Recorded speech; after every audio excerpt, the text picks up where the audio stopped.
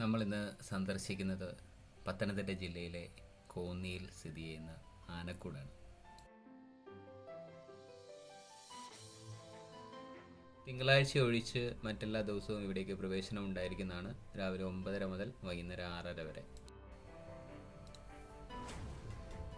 ഇവിടേക്കുള്ള കവാടം കയറി വരുമ്പോൾ ഇടതുവശത്തായിട്ട് സ്വകാര്യ വാഹനത്തിൽ വരുന്നവർക്ക് പാർക്ക് ചെയ്യാവുന്നതാണ്.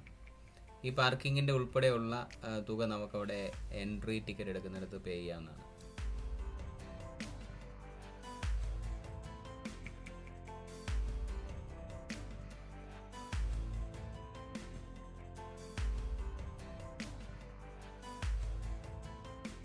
ഇവിടെയാണ് എൻട്രി ടിക്കറ്റ് എടുക്കാനുള്ള സ്ഥലം. കാർഡ് പേയ്മെൻ്റ് ആണ് അവർ പ്രോത്സാഹിപ്പിക്കുന്നത്. ഞങ്ങൾ ചെന്നപ്പോൾ ഗൂഗിൾ പേയോ ക്യാഷ് പേയ്മെൻറ്റോ ഉണ്ടായിരുന്നില്ല. ടിക്കറ്റ് എടുത്ത് അകത്തേക്ക് നടക്കുമ്പോൾ കോന്നി ആനക്കൂടിൻ്റെ ചരിത്രം പറയുന്ന പല ബോർഡുകൾ നമുക്ക് കാണാനാവും.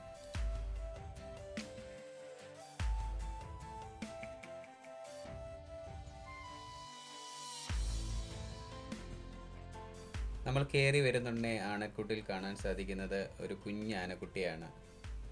കൊച്ചയ്യപ്പൻ എന്ന് പേരിട്ടിരിക്കുന്ന ഇവനെ 2021 റാന്നി ഡിവിഷനിലുള്ള കാടുകളിൽ നിന്ന് ഇവിടേക്ക് കൊണ്ടുവന്നതാണ്.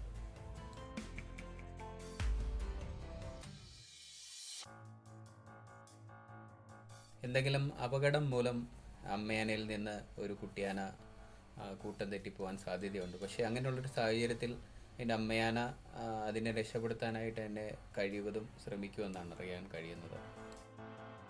അതല്ലാതെ ശാരീരികമായ വൈകല്യങ്ങളോ അണുബാധയോ മറ്റോ ഏറ്റാൽ ഒരു കുട്ടിയാനയെ തള്ളയാന ഉപേക്ഷിച്ചു പോകാൻ സാധ്യതയുണ്ട്. അത് രക്ഷപ്പെടില്ല എന്നുള്ള ഉറപ്പുള്ളതിനാൽ അങ്ങനെ ലഭിക്കുന്ന ആനക്കുട്ടികളെ വനപാലകർ ഇതുപോലുള്ള ആനക്കുട്ടിലേക്ക് എത്തിക്കുകയാണ് പതിവ്.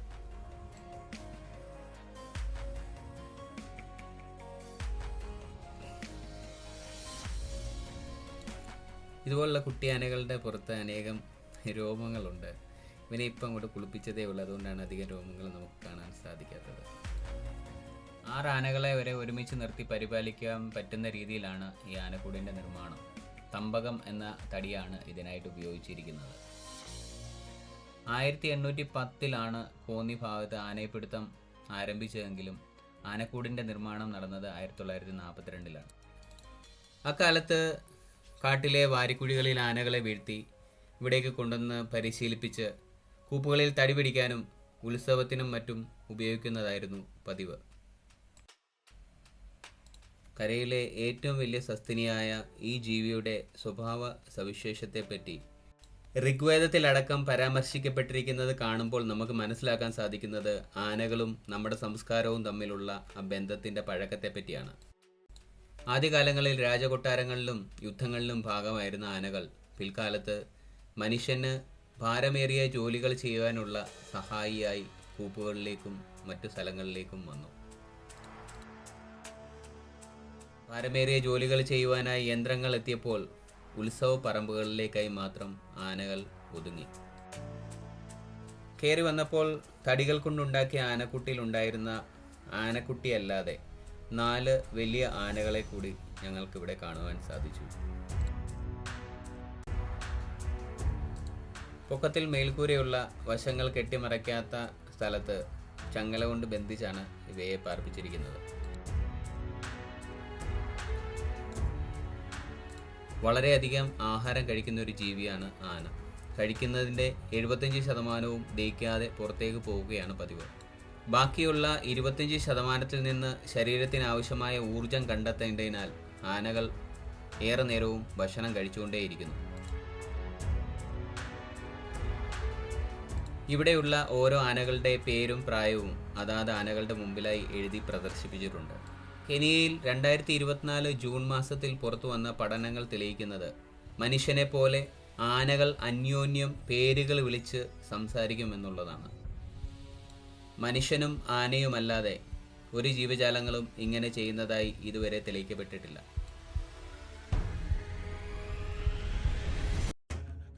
ആനകളെ പാർപ്പിച്ചിരിക്കുന്നതിൻ്റെ അല്പം മാറി എലിഫന്റ് ആർട്ട് ഗാലറി നമുക്ക് കാണാൻ സാധിക്കും.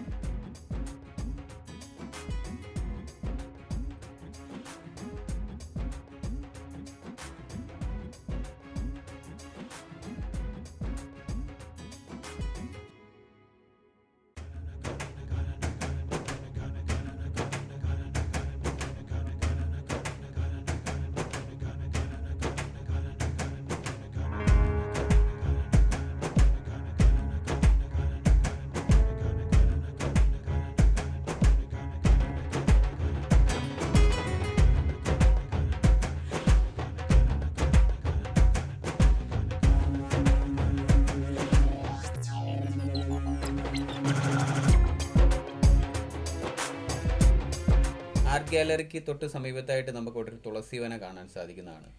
നമ്മൾ സാധാരണയായി പുറത്ത് കാണാത്ത തുളസിയുടെ പല വകഭേദങ്ങളും നമുക്കവിടെ കാണാൻ സാധിക്കുന്നതാണ്.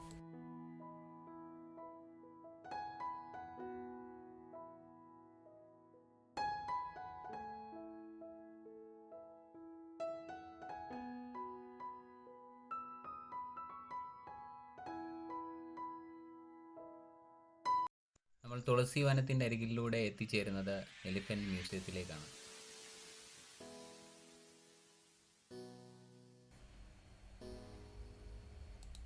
മ്യൂസിയത്തിൻ്റെ ചുവരുകളിലെല്ലാം ആനകളെ പല കാര്യങ്ങൾക്കായിട്ട് ഉപയോഗിച്ചതിൻ്റെ ചുവർ ചിത്രങ്ങളാണ്.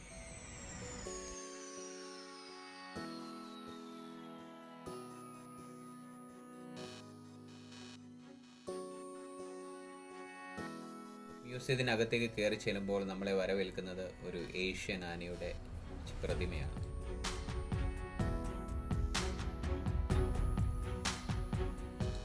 ആനയുടെ പരിണാമങ്ങളും പലതരത്തിലുള്ള ചിത്രങ്ങളും പ്രതിമകളും ഇവിടെ പ്രദർശിപ്പിച്ചിരിക്കുന്നു.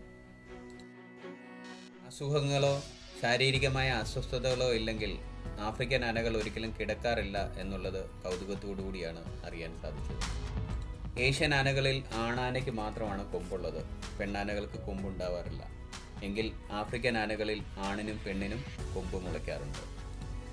ആനകളുടെ അസ്ഥികൂടങ്ങളും നഖങ്ങളും പല്ലുകളും മെരുക്കാൻ ഉപയോഗിച്ചിരിക്കുന്ന ആയുധങ്ങളും മറ്റുമാണ് ഈ മ്യൂസിയത്തിൽ കൂടുതലും പ്രദർശിപ്പിച്ചിരിക്കുന്നത്. ഇതാണ് ആനകളുടെ പല്ലുകൾ. അതിൻ്റെ ജീവിത കാലഘട്ടത്തിൽ 6 വട്ടമാണ് ഈ പല്ലുകൾ പൊഴിഞ്ഞുപോയി കിളിച്ചു വരാറുള്ളത്.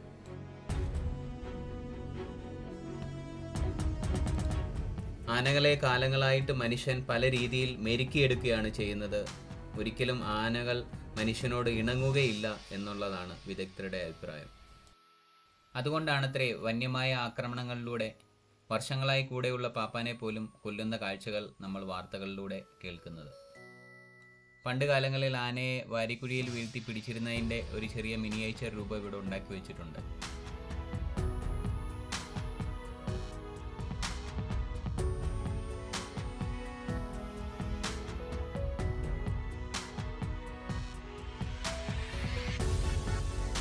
പല രാജഭരണ കാലങ്ങളിൽ ഉപയോഗിച്ചിരുന്ന ആനയുടെ രൂപങ്ങൾ കൊത്തിയ നാണയങ്ങളും പല രാജ്യങ്ങളുടെ സ്റ്റാമ്പുകളും നമുക്കിവിടെ കാണുവാൻ സാധിക്കും.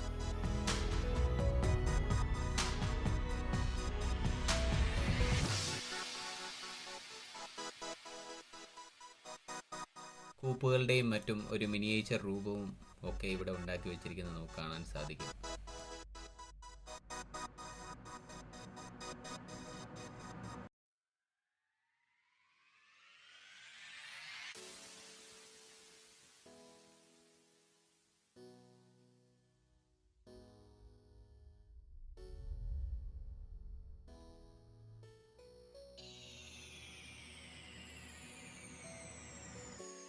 ഈ മ്യൂസിയത്തിനുള്ളിൽ തന്നെ നിരവധി പക്ഷികളുടെ ശബ്ദം കേൾക്കാൻ പറ്റുന്ന രീതിയിലുള്ളൊരു സംവിധാനവും ഇവിടെ ഒരുക്കിയിട്ടുണ്ട്.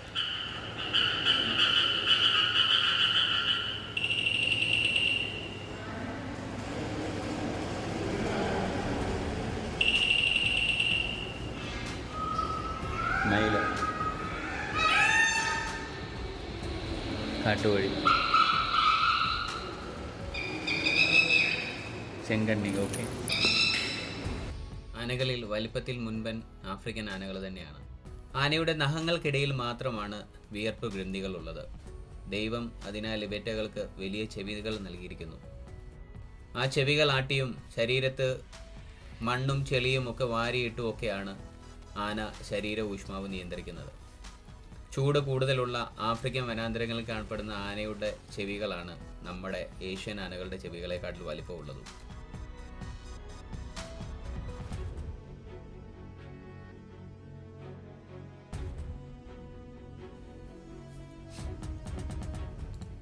മനുഷ്യരിൽ വലം കയ്യന്മാരും ഇടം കയ്യന്മാരും ഉള്ളതുപോലെ തന്നെ ആനകളിൽ ഇടം കൊമ്പന്മാരും വലം കൊമ്പന്മാരും ഉണ്ടെന്നാണ് പഠനങ്ങൾ തെളിയിക്കുന്നത്.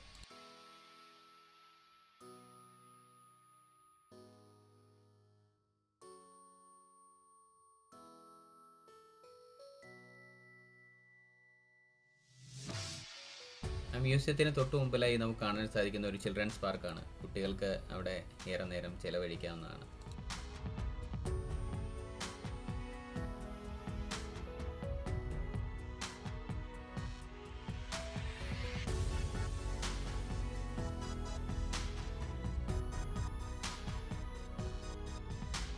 തിരിച്ചിറങ്ങി വരുമ്പോൾ വനവിഭവങ്ങൾ ആവശ്യമുള്ളവർക്ക് വാങ്ങിക്കാനായി പുറത്തൊരു എക്കോ ഷോപ്പും ഇവിടെ ഉണ്ട്. ഈ കോമ്പൗണ്ടിനുള്ളിൽ തന്നെ ചെടികൾ ആവശ്യമുള്ളവർക്കായി ഒരു പ്ലാന്റ് നഴ്സറിയും ഒരുക്കിയിരിക്കുന്നു. ആനയെ ഇഷ്ടപ്പെടുന്ന ഏവരും ഒരിക്കലെങ്കിലും സന്ദർശിക്കേണ്ട ഒരു സ്ഥലമാണ് കോന്നി ആനക്കൂട്. വീഡിയോ കണ്ട ഏവർക്കും നന്ദി, നമസ്കാരം.